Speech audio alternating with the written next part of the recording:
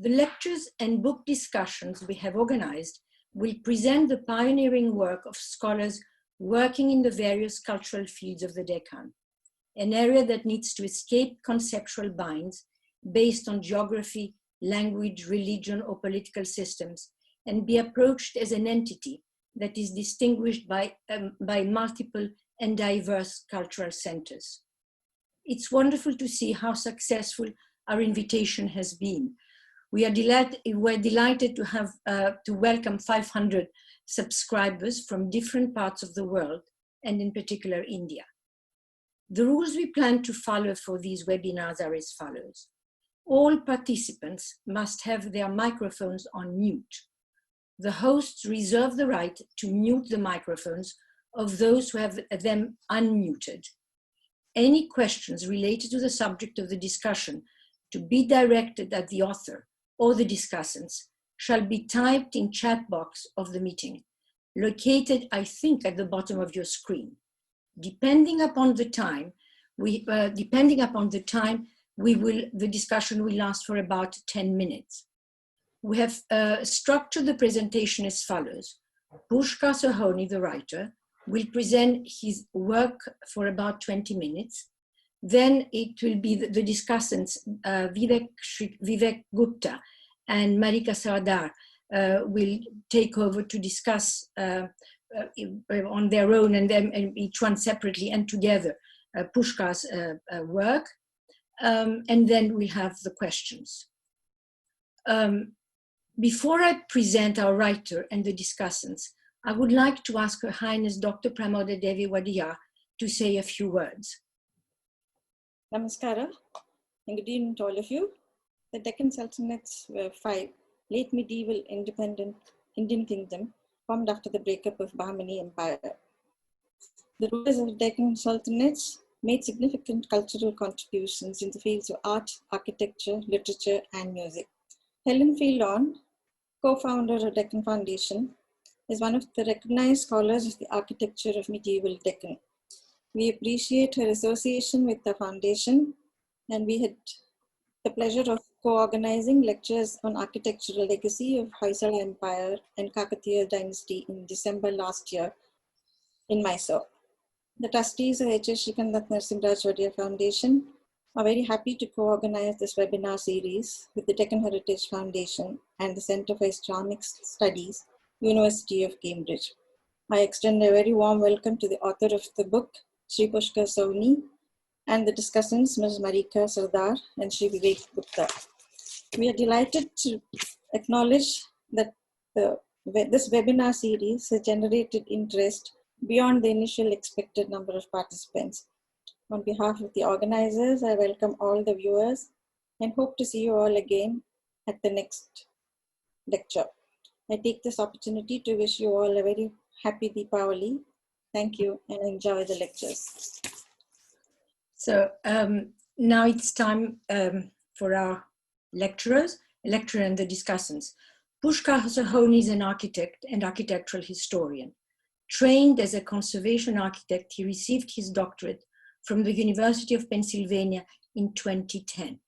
He has written extensively on the architectural and social history of the medieval Deccan, with special interest in archaeology and numismatics. He teaches at the Indian Institute of Science, Education, and Research in Pune. Marika Sardar is curator at the Aga Khan Museum, having previously worked at the Museum of Islamic Art in Doha, Qatar, the San Diego Museum of Art in San Diego, California, and of course the Metropolitan Museum of Art. Major exhibitions include Interwoven Globe in 2013, focusing on the worldwide textile trade from the 16th to the 18th century, Sultans of Deccan, India, 1500 to 1750 in 2015, examining the artistic traditions of the Muslim sultanates of Central India, and Epic Tales from Ancient India, 2016, looking at narrative traditions and the illustration of texts from South Asia. Dr. Vivek Gupta is postdoctoral associate in Islamic art at the Center of Islamic Studies at the University of Cambridge, where he's also affiliated with Jesus College. He completed his PhD at SOAS, University of London, with a thesis entitled Wander Reoriented, Manuscripts and Experience in Islamic Societies of South Asia, circa 1450 to 1600. As I mentioned, if you have at the end any questions or queries, please, you can put that in your chat box and they will be answered according to the time that we have. Dear Pushkar, you're on stage. Thank you. Thank you, Helen, and thank you everyone for showing up on in the morning, in the afternoon, and in the evening. So good morning, good afternoon, and good evening to people from different parts of the world. I guess it's difficult to talk about my own work, but I have to do that, and I'll get started by sharing a screen, which is the cover of the book that prompted this whole discussion. It is embarrassing to talk about one's own work because, of course, with hindsight, you always feel it could be much better, but the time for that right now is past. This is the result of my doctoral dissertation fieldwork done between 2003 and 2009. And I chose to study the architecture of Ahmednagar because in comparison to its contemporary sultanates of Bijapur and Golconda, there was very little attention focused on this. The reasons as to why Ahmednagar remained understudied were many, partly administrative, but also partly political. In any case, the story of Ahmednagar, in a sense, does begin in the 14th century when the subcontinent started to fragment into a number of small states in the wake of Muhammad bin Tughlaq's attempt to weld together a large empire that spanned across most of South Asia. And this movement of a big empire consolidating different regions of India into a large empire, and then the subsequent fragmentation of such empires into smaller states was not unknown. In fact, the whole history of India through centuries has been one of coalescing into empires and then breaking up into smaller kingdoms. And these regional kingdoms are very important because they have a motive in creating regional identities. They do not want to be subsumed under a big juggernaut. And so it is in 1347 that the Bahmani Sultanate is founded. Vijayanagar is founded a decade before that. The founders of both these kingdoms served with the armies of the Sultans of Delhi and had some administrative experience from that corps. And they also imbibed some of the courtly culture of the Sultans of Delhi. These two have often been portrayed as a binary, a Hindu kingdom versus a Muslim kingdom, but there was a lot more that they shared between them, including the conditions of their beginnings. In any case, the Bahmani Sultanate survived for a couple of hundred years, but by the end of the 15th century, it started to fragment itself, leading to 5 kingdoms in the Deccan: Ahmednagar, Bijapur, Bidar, Birar, and Golconda. Of these, Bidar and Birar were eventually subsumed by Ahmednagar and Bijapur towards the latter half of the 16th century. Eventually, in the 17th century, the Mughal juggernaut would come in from the north and one at a time really decimate these sultanates of the Deccan. And as the Mughal Empire kept expanding, as you see in the map on your left, taking over large provinces across North India and also Central India, they applied pressure on Ahmednagar first. And then with the subsequent problems they had, they decided to wait till the late 17th century when they annexed Bijapur and Golconda. Birar was already taken over by the Mughals after they managed to subdue Ahmednagar to a great extent. Now, when the Mughals are moving in, there is another set of players who has moved into the Deccan from the coast, and this is the Portuguese. And there are lots of interfaces between the sultanates of the Deccan and the Portuguese as well, but we shall not get into all that over here. But what really matters for us is that the kingdom of Ahmednagar is sandwiched in time between the Bahmanis and the Mughals, two big empires, and they're also sandwiched between a whole belt of central Indian sultanates, those of Gujarat, Khandesh, and Malwa, and to the south, the sultanates of Bijapur and Golconda. They, of course, are under pressure to declare some kind of social and cultural formation that's unique, but they, of course, cannot shake off the legacy they've received from the Bahmanis, and also an indigenous legacy that is rooted in the region. But they do try to do some things very differently. They try to assert a distinct culture. They try to be different from the neighboring kingdoms and yet have some kind of shared cultural milieu. The big sources of history that we have for the Nizam Shahs of Ahmednagar are really architecture, numismatics, and painting. And I would argue that architecture is perhaps the richest of these sources, though coins and paintings can give us information of other kinds. Architecture embodies all kinds of social realities and aspirations at the same time. So it's not just, unlike a chronicle, which can be wishful. Buildings have to be built with real resources in terms of money, time, and manpower, and therefore decisions are very deliberate. And even within an example of architecture, there are hidden traits that allow us to uncover all kinds of things that would never be recorded in any kind of chronicle. And I'll give you examples by what I mean. But this whole idea that architecture embodies two things. One is design and the other is construction. By design, I really mean the form that a building takes, which can be very aspirational. You want to do things, you want to build domes or arches to fit into a much larger world. There are practical implications to building in an arcuated way, such as being able to span large spaces without having any columns. But there is also a symbolism which they are trying to really, how shall we say, embody in their own designs. However, how buildings are put together is something in which they will vary from their neighboring kingdoms. And this is what I'm interested in.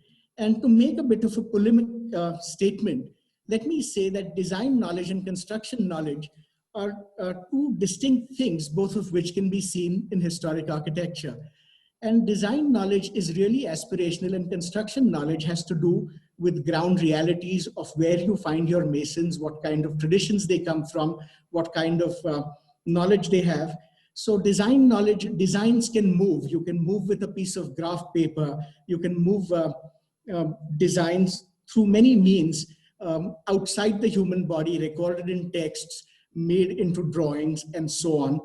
And these movements tend to be a lot more cosmopolitan, whereas construction knowledge tends to be a lot more indigenous and rooted. Of course, it does change through time, but it takes longer.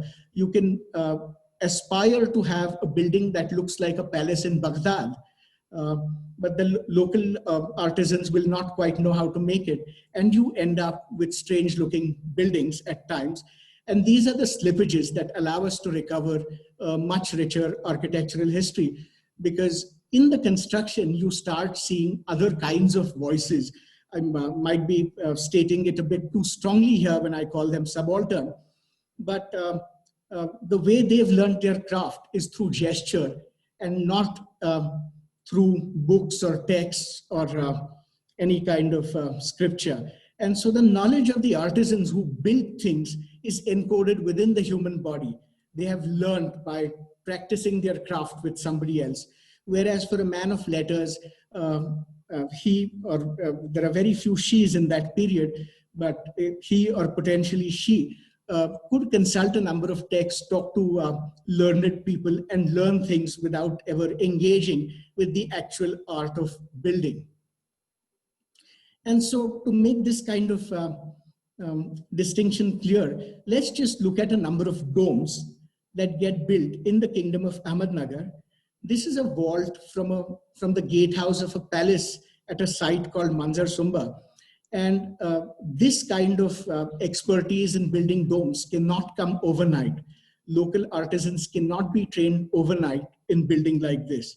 Here you clearly have a group of artisans that is brought in from somewhere and have possibly trained a few locals with them, because this kind of expertise becomes rooted in the region later on. But what looks like brick are all dressed stones.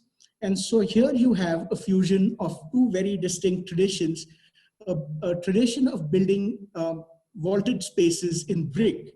But when confronted with local realities of bare bricks and a very rich tradition of stoneworking, they've probably hired local stonemasons to craft the dressed ashlar blocks into modules like bricks, which these masons will then use to construct. Another vaulted space from the Palace of Farabad in Ahmednagar shows a kind of expertise which again is not going to show up in the region overnight. This is very skilled work where you have domes that are very thin, single stone in thickness, that are laid on some kind of formwork set in mortar. And again, it would have to be artisans brought in from West Asia who would be able to execute such a thing. But this is where we start seeing interesting things, like in the mosque at Chaul on the west coast, you start seeing true arches which are built with stones that are shaped like voussoirs, but within them, you start seeing wooden dowels being placed.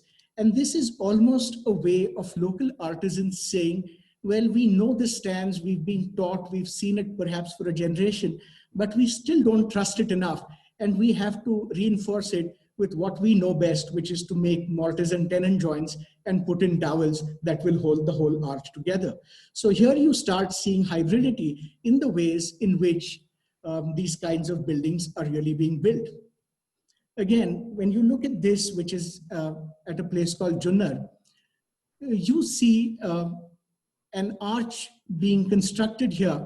And if anybody knows what a true arch versus a corbelled arch is, I think it's impossible to classify this into either one of those two categories. It's neither corbelled, nor is it truly a true arch. It's again some kind of hybridity that you see in here. Of course, there is a lot that can be said about the ornamentation, the motifs they're borrowing, and so on. But that is all, again, part of the architectural design that is aspirational. But the reality of how things get built is really seen in the way things are crafted and put together. And here, again, at the gatehouse from Manzar Sumba, you see an arch built in a truly bizarre way, where right on top, where the keystone is, you see all the features of a true arch, but as you go to the sides, it becomes something quite different. Now, the point of all this is to say that practical knowledge changes slowly, but ideas and aspirations can take over a kingdom very quickly. And that's exactly what the Nizam Shahs do. And if you look at some of their buildings, like this building called Hasht Behesht Bagh, what you see is a mode of construction that's unlike anything you'll see anywhere else in the Deccan. And I'll show you a drawing of the kind of construction that you see here. And if you only go with architectural style or outward form, once finished, all that this would look like is a building with a flat roof. But the silver lining is, being in such ruinous state, I could see ready-made sections of how this whole thing was put together and create drawings. And you really don't see anything like this anywhere else. I mean, same as the arches, once they are covered over with plaster or paint, you will only see the form. and you will immediately, as a good architectural historian, try to classify them based only on morphology, not how it's all put together. In many ways, I would think that architectural form is only the symptom of what people want to build. But these really are the causes. Why things look a certain way is because of the way they've been put together. There are also other ways in which architecture can explain a much richer story. And that has to do with the spatial orientation and placement of buildings in medieval cities. So if you look at Ahmednagar, the city of Ahmednagar, which is to your left, is very discrete from the fort of Ahmednagar, which is this round building to your right. And this kind of placement you really do not see in any of the other Deccan sultanates. And so there must be a good reason as to why the sultans of Ahmednagar, the Nizam Shahs, choose to live outside the city. They have the city, both of them are founded at the same time, but they choose to have the city separate and at a distance. And this again talks of certain kinds of social relations. In all chronicles, there is only one reference to a king ever having spent a night in the city. Otherwise, they all live in the fort, or they live in what really would be garden palaces all around the city. But they never enter the city, they never seem to spend any time here, which is in complete opposition to what you might find in Bijapur, where the citadel, where the royal family lives, is right in the middle of the city. Again, this kind of a spatial orientation of architecture tells a story that might not necessarily be revealed in any kind of chronicle. And so here you have the Nizam Shahs experimenting with various forms, trying to forge some kind of distinct identity for themselves very consciously. But at the same time, you have people that they employ to do their building, putting their imprint on the architecture in very different ways.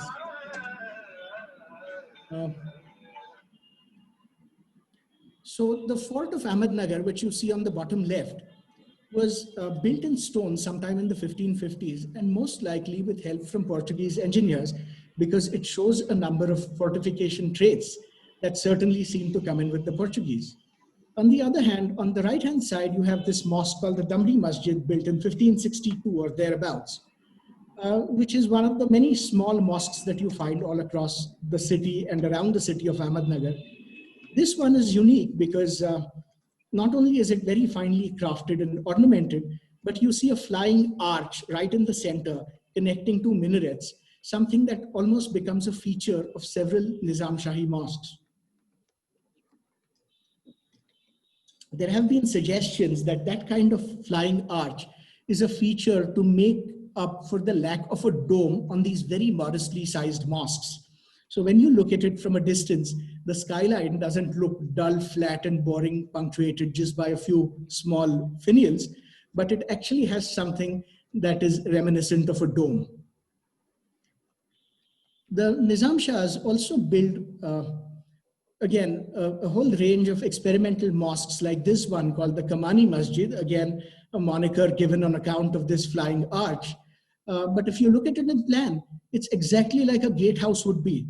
So here you have the plan for something completely different being used for a building typology that almost never has a plan like this. I mean, this would not be a mosque anywhere else in the world. And so while all this experimentation is going on, while they're happy to absorb both crafts traditions and design aspirations from various parts of the world where they wish to fit in, they're also doing pretty conservative things at the same time. This photograph where it says 9:59 should tell you to set the clock on your cameras, because that's certainly wrong information. This is the tomb of Ahmad Nizam Shah, who's the first of the Nizam Shahi kings, buried in Ahmednagar, just west of the city. And this tomb is very conservative in its design, borrowing completely from Bahmani designs that come before it. So again, I mean, you move from this phase of being conservative, using a legacy that you have within 50 years to having all kinds of experimental designs. and also experimental construction. And so if I had to explain how the book actually runs, the first 2 chapters really talk of what is happening with the Nizam Shahs, why they're fighting to assert their identity in a special way, the kinds of problems they face.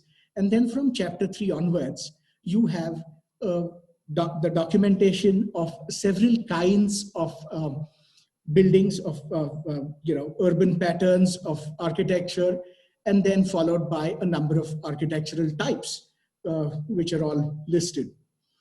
And in conclusion, the Nizam Shahs are clearly, how shall we say, on the out of date, as opposed to the Mughals, who bring a new kind of early modernism, a different vision, a different understanding of how a state should operate. And architecturally, they will impose, when they come in, their own style, which is evolving through the early 17th century. And so in many ways, the Nizam Shahs are in a strange place where, on the one hand, they are looking to associate themselves with the Safavids in Iran as a counter to Mughal pressures. They think being allied with the Safavids is going to save them. They read khutbahs in Friday prayers in the names of the Safavid sultans at times. They're obviously trying to copy art that is modeled along Iranian art. The Nizam Shahs do not have a Jami mosque in the city of Ahmednagar, which is very unusual for a medieval sultanate in India. But it's because similar things are being done in Safavid Iran at this point. And at the same time, they're also confronted with the local realities. The Nizam Shahs, as opposed to the Adil Shahs of Bijapur or the Qutub Shahs of Golconda, do not claim even nominal roots in West Asia. They say we are Kulkarnis, we are Brahmin accountants from central Maharashtra, from a village called Pathri. And they are very proud of their indigenous heritage as well. In fact, it is under the Nizam Shahs that 2 significant forces will rise in this part of the northern Deccan. The Habshis, or the Siddhis, who are then led by Malik Ambar, who becomes the regent of the Nizam Shahi kingdom, and also Marathas, who are in the employ of the Nizam Shahs in great numbers. And when the Mughals finally annex the kingdom of Ahmednagar, it is the Siddhis and the Marathas who will lead a valiant comeback.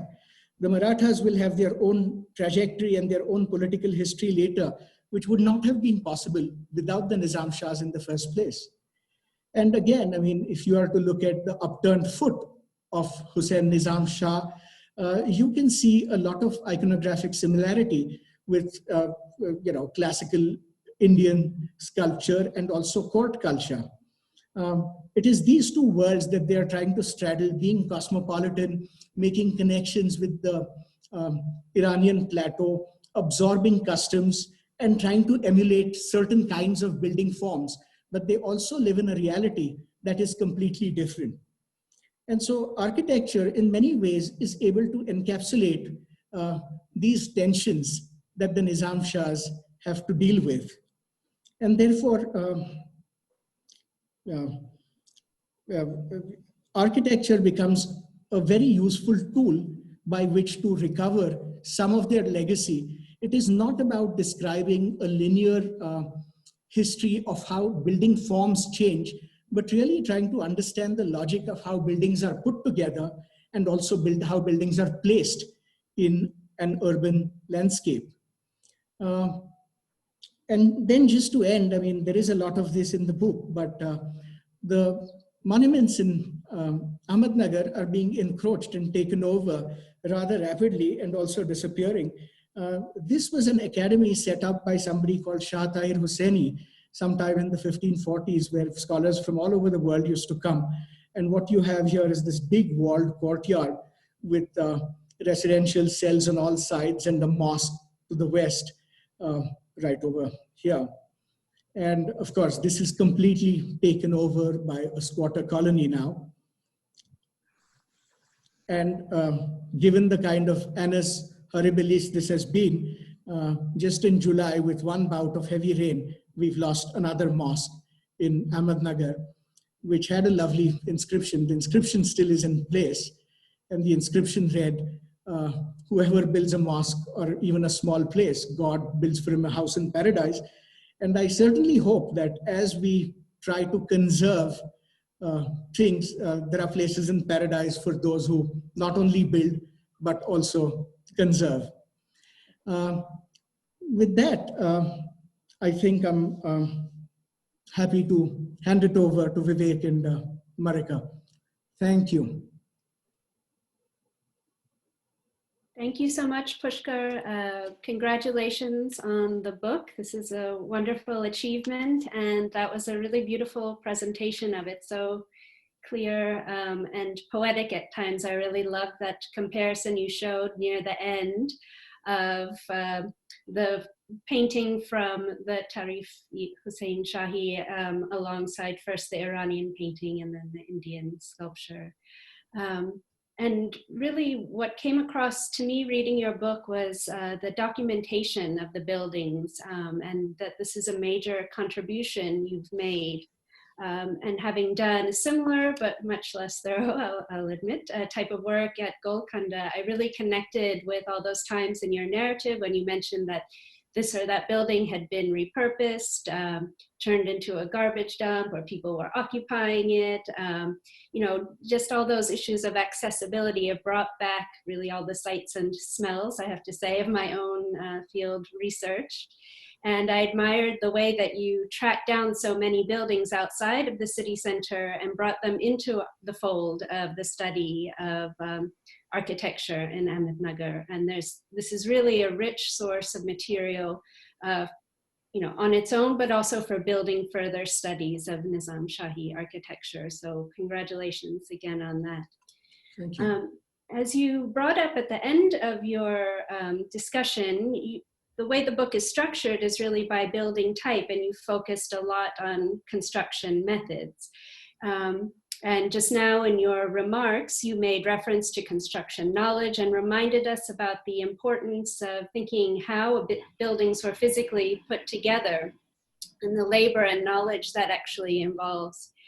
And one thing that's really stuck in my mind from very early presentations of this work before the dissertation and the publication were complete was that note you made about the way the arches are constructed and how that was sort of a diagnostic feature in your mind for distinguishing construction in this part of the Deccan. And I was wondering if there was a moment when you were doing your research when you had that aha vision, like you saw, you noticed that quirk of construction, and that really sparked how you would approach this material from that point on, rather than seeing them as work of art, which sort of effaces this understructure, but focusing on construction and how what that involved in actually erecting the buildings. No, I think it is very important. I don't know if there was a single aha moment. I didn't have a Newton moment with an apple. But at the same time, it's, you see a number of these sites and it's really, they start looking the same on the face of it. But when you look at them closely, you realize they're put together very differently in Bijapur as opposed to Ahmednagar. And that really is revealing, because when you are trying to conserve something, why we think of architecture, historic architecture is important, is because it might be an exemplar of an architectural style of the past, or it might be associated with important historical events. It might have important personalities associated with it. But I also think it embodies a certain kind of knowledge that we've completely lost.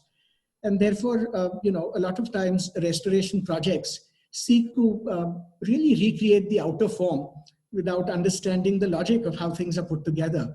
So that floor that I showed you, it's incredibly thick, but it probably did serve a very good insulating purpose in the hot and dry summers. And so I think sensitive conservation really requires a history of construction as much as a history of visual architecture. Yes, so thank you so much for making that plea for preservation, as you did so beautifully at the end of your conversation. And, you know, that really ties back here. This program is sponsored by the Deccan Heritage Foundation, which has made, you know, such an effort to preserving these kinds of works across the Deccan. But now stepping back out for taking, you know, a wider look at the material you've gathered, I was wondering if you could help put the buildings back into their landscape a bit. And this is something, again, you hinted at, but I'd love to hear you flesh out a bit more. Maybe describing what the city was like, I don't know, in the mid-16th century, where the population of the city was and how they interacted with the Nizam Shahi ruler. You mentioned this, but this was also my strong impression that the situation at Ahmednagar is quite different than, say, at Bijapur or Golconda. And even my experience of trying to find monuments at Ahmednagar, you know, you don't know how to connect these discrete buildings in a landscape.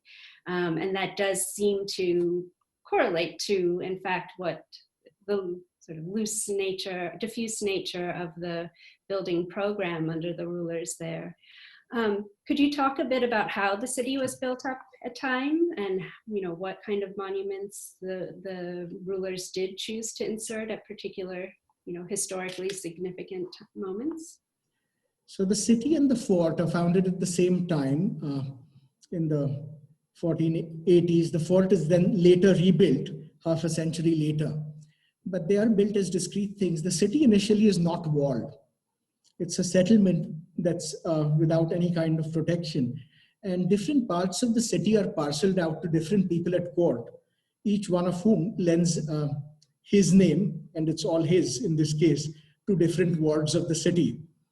And these people typically build for themselves a large, fortified mansion, which might have a row of shops on the outside, a small mosque, which might serve them, their family, and their retainers, a hammam that's partially private, partially public. And you really have this small residential complex, which is quite self-sustained, sometimes even a bazaar. And you see things like this in the case of one nobleman called Nemat Khan Semnani, who lives in the city. And you know, little bits and pieces of his estate survive in strange ways, but you can piece it together and see what a ward under one court official looked like. And the city was really an agglomeration of these kinds of wards. And you have mosques scattered all through the city, small ones, typically 2 bays by 1 bay, 3 bays by 1 bay, 3 bays by 2 bays, all of which bear names of either professions or of people at court, suggesting that they served a very small congregation, either of a professional guild or, again, the household of somebody who's at court. You do have a number of palaces 10, 15 kilometers outside the city in all directions.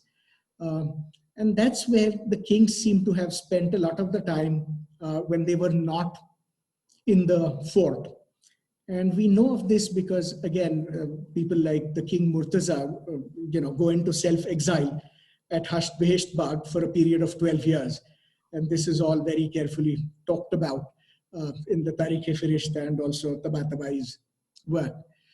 But, again, these kinds of patterns, if you can uncover them, Google Earth is great. There are ways to map everything, connect the dots, as it were, really give you a very different social and political history.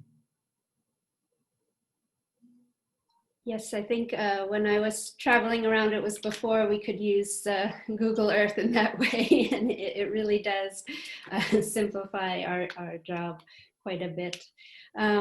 So at this point, I'm sure we could go on for a while. I'd like to pass on to Vivek for his questions.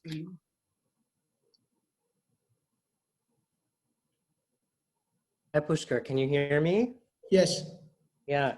I'm so grateful to you and Marika for agreeing to participate in this, especially as both of you were people that I looked up to when I was doing my PhD, and, you know, navigating some of the same weeds and same smells. And so my first question for you really has to do with something that you said in your lecture that I thought was very beautiful. You said that architectural practice is encoded within the body. That when you're thinking about local practices, these are really things that are coming from, you know, artisans that are on the ground, right? I wanted to know, and I also really valued how you look at these buildings really from their inside out. And I find that to be a very compelling way to pursue the kind of work that you do. And so I wanted to know, how does your own design knowledge and your own architectural practice inform how you look at these buildings, especially since the majority of architectural historians, a lot of architectural historians aren't trained in architectural practice. And I just want to know whether you would be able to speak about that issue. No, I think, you know, careful documentation, which doesn't require somebody to be trained as an architect necessarily, but somebody who's trained in how to document a building, really needs to be imparted to a lot of people, because it's not enough to look at a building and describe it only formally.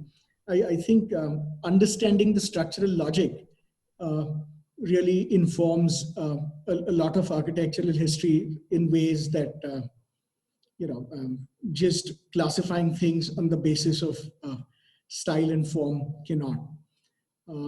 But I think we are grateful to the kind of pioneering work done by people in the 19th and early 20th century because of the extensive detailed documentation they've left behind, which we do keep going back to in cases where it is available.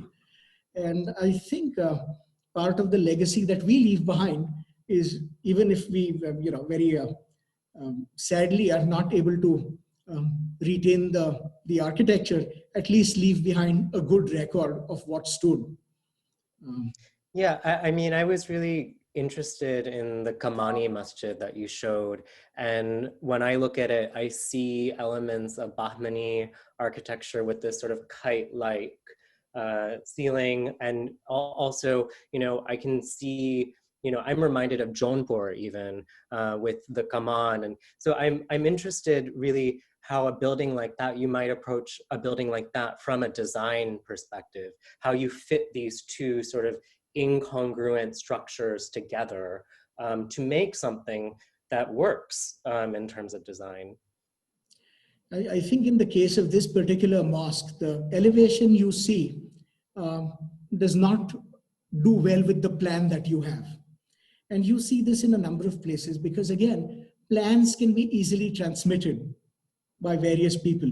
Elevations is what local realities will shape, the kind of material you have, the kind of technical expertise you have, and so on. And really, I mean, seeing in single buildings plans and elevations that don't go well together is a eureka moment for a lot of us. Yeah. So sort of shifting to another topic, the title of this series, From Malabar to Coromandel, was actually something that Marika Sardar had suggested at some point very, very far away in the past.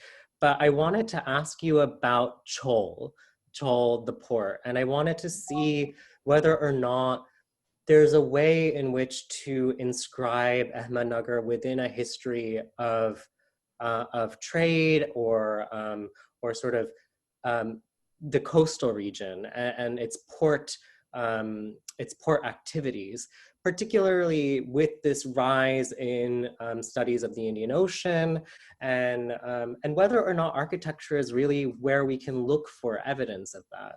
Where might we see evidence of that? Well, to begin with, the coastal region of the Deccan has always behaved slightly differently from the mainland.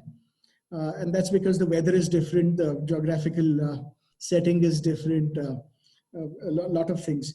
Ports like Chol in particular seem to be seasonal, where they're occupied by a large number of people who've come in to trade for part of the year, and for part of the year, they're partially abandoned. And so what you have are all the trappings of what make a merchant town. So you have all the core buildings in place, a largish mosque, a public bath, a bazaar street, warehouses, granaries, and so on. But you hardly see any residential development around there because most people are camped in temporary structures for the trading season. There is, of course, the Nizam Shahs control very few ports on the west coast, Danda, Rajpuri, and Chaul being the two major ones.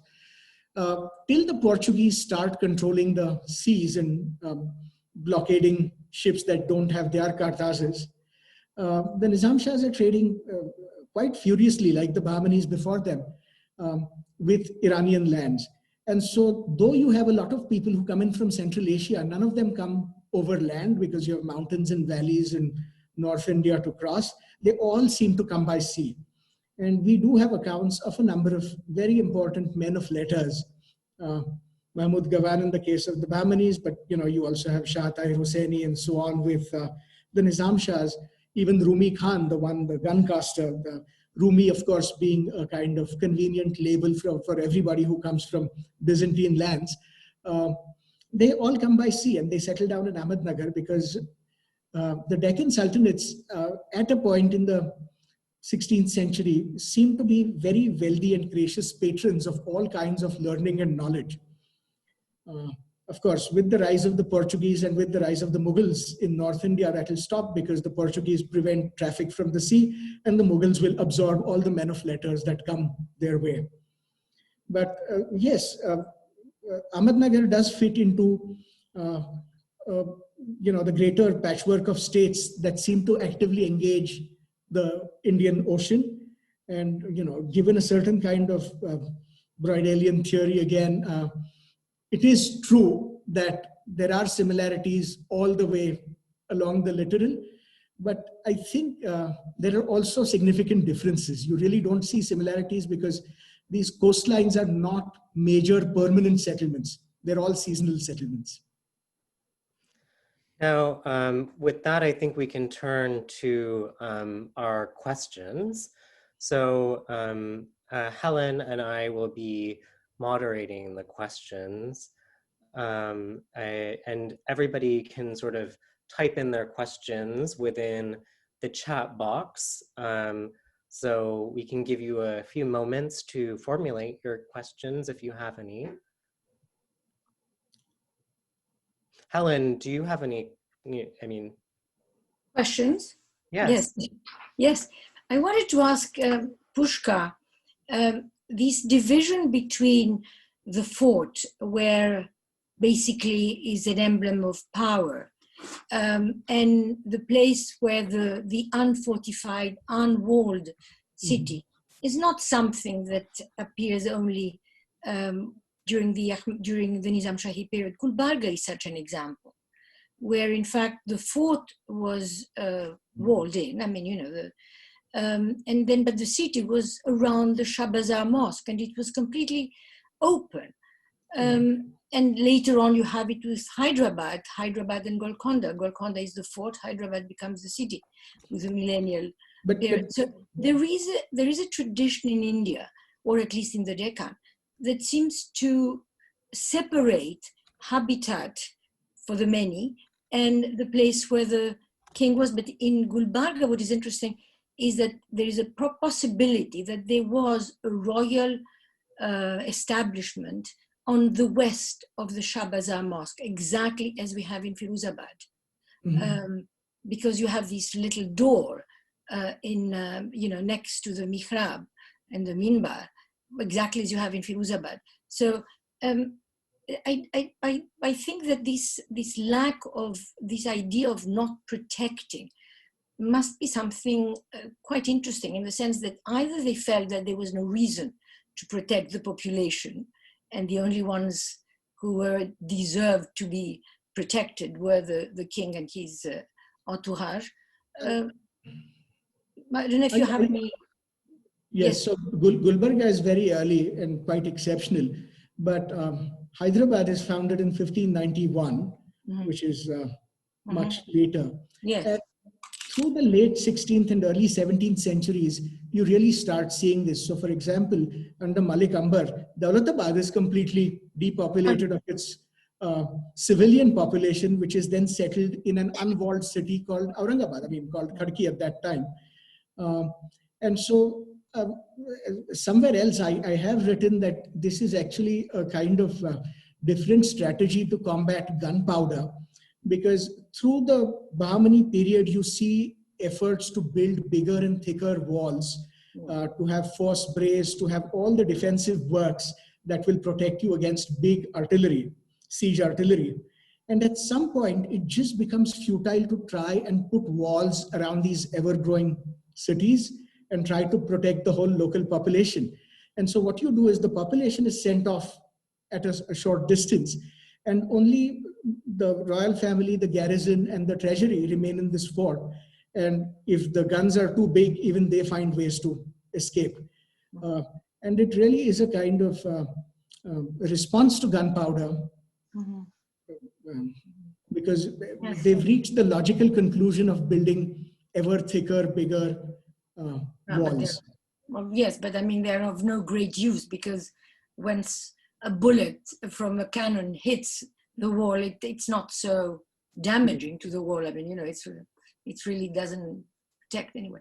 So thank you. But I think this is one of the interesting things about the Deccan, that no two places are alike, and that you have all the diversities throughout the Deccan, you know, answering needs, local needs, more than sort of, let's say, general needs. We have a question, Helen. Yes. I'll read it out. Could you please shed some light on the interrelationship of Dolatabad, an economic hub of the Deccan, and its impact on the socioeconomic life of the Sufi center of Khuldabad? Much to say on that, actually. So, sorry? The relationship between Dolatabad and Khuldabad. Dolatabad, yes. Yeah. And so, I mean, before Khuldabad, that whole plateau does seem to have a sacred geography anyway. I mean, the Kailas temple is just on the other side. Even during the Yadavas, there probably were sites of piety on the plateau. And so once the Delhi Sultanate comes in and makes Dolatabad their center, this use of Roza, as it was then called, continued. And in many ways, just like Simon Digby always argued for, you know, the twin power centers of the Sheikh and the Sufi, I think in many ways, Dolatabad and Khuldabad do embody, in terms of urban spaces, the Sheikh and the Sufi, where Dolatabad is this great mercantile military place, and Khuldabad is this peaceful. So even when Dolatabad is attacked, Khuldabad is never sacked. I mean, everybody goes to pay their respects to Rauza. There is a certain continuity in the spiritual realm, which you don't see in the material realm at Dolatabad. So Khuldabad is also the place where dynasties like the Faruqis will claim they have some kind of investment, saying that the foundation of their cities of Burhanpur and Zainabad was because of Sheikh Burhanuddin Garib and Zainuddin Shirazi, who are both at Khuldabad. So every dynasty of the Deccan, every sultanate of the Deccan is trying to associate themselves with Khuldabad, which has by then become the spiritual center of the Deccan, much as Dolatabad has become the kind of important military and trading center of the Deccan. We have two questions that I'll read out together. The first question, and they're not related, but I'll just read them together. The first one is about the style and construction of Farah Bakhsh Palace. And for everybody, that's the monument on the cover of Pushkar's book, this huge, beautiful, sort of huge space with large arches. And we also have another question.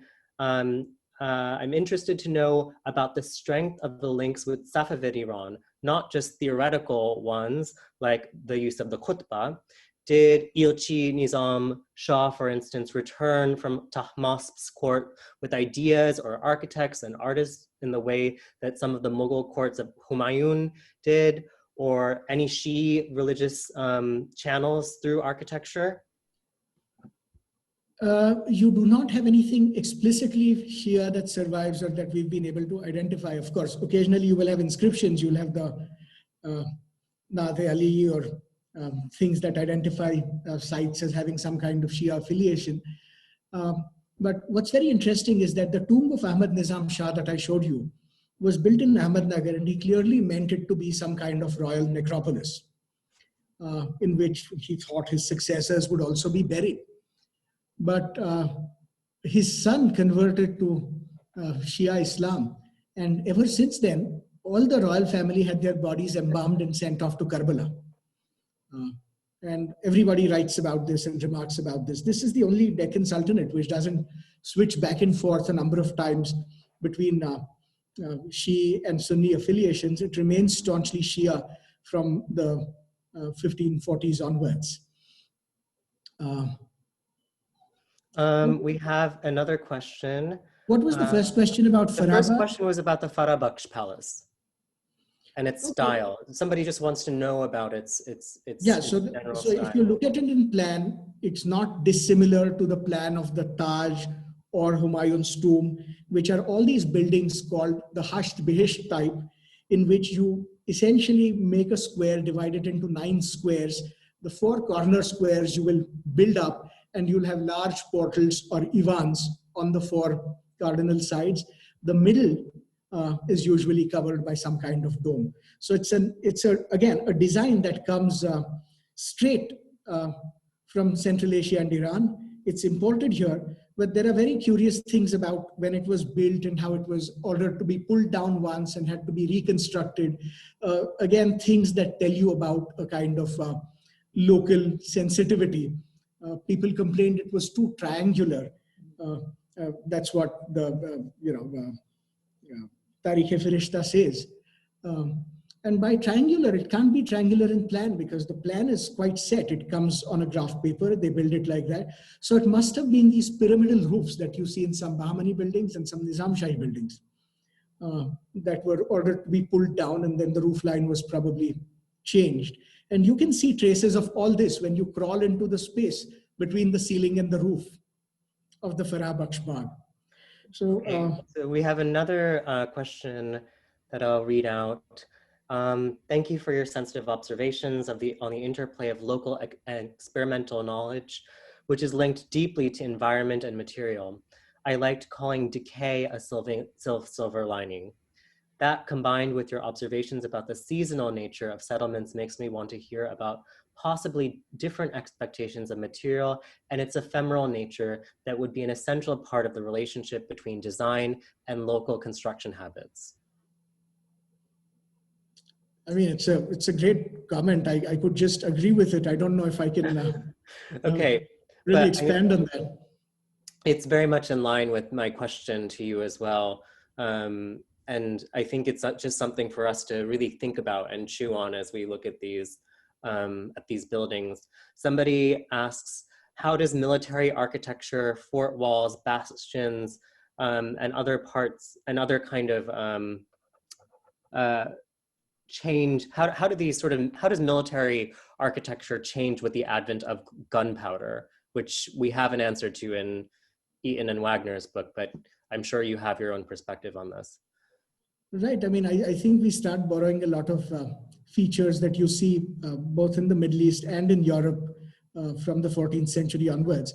But we seem to stop innovating sometime in the 17th century, where we seem to rely more on strategic locations than building up features like force braes and so on. So fort building, in a sense, in India ossifies in the late 17th and early 18th centuries. We do not build, for example, what are called star forts, the Vauban designs of angular bastions, and we never take to it.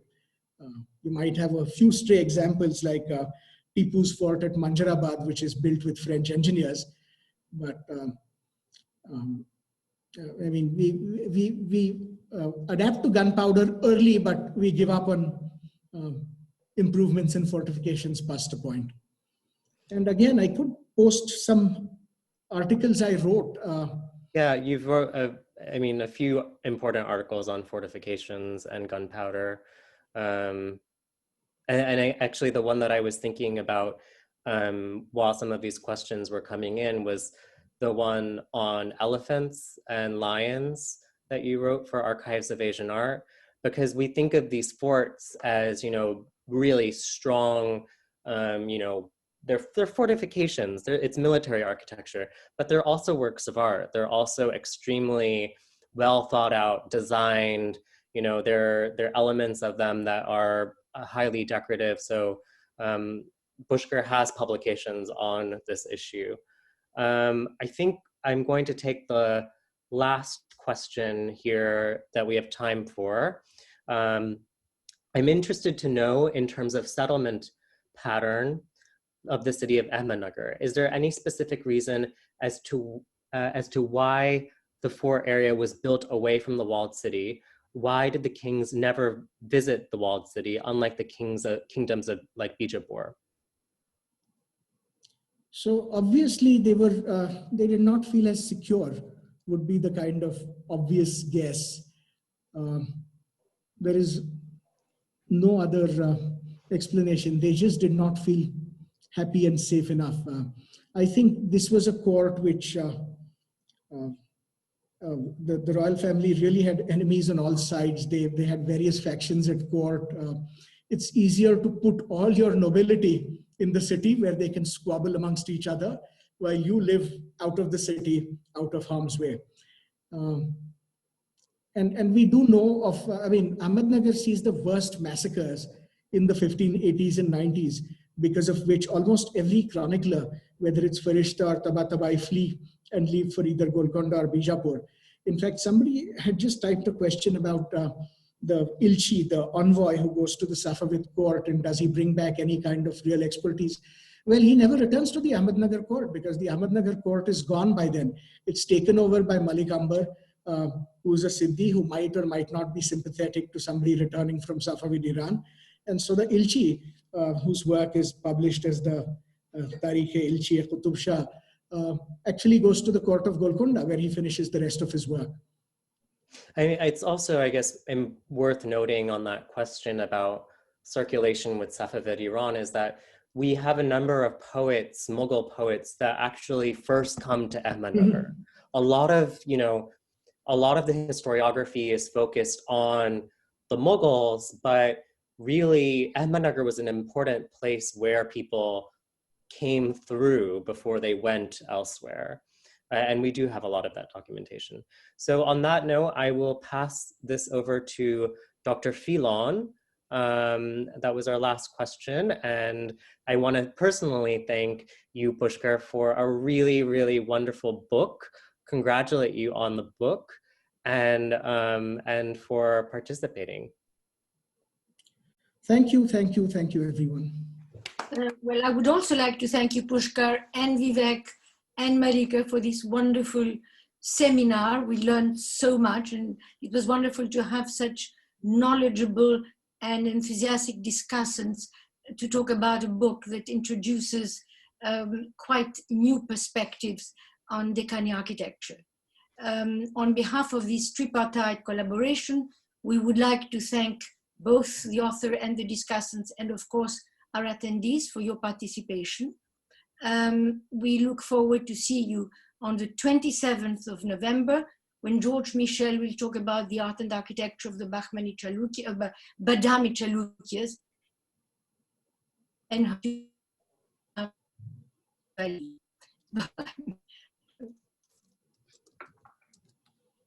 thank you, everybody. Thank you. Bye. Thank you. Bye-bye. Bye.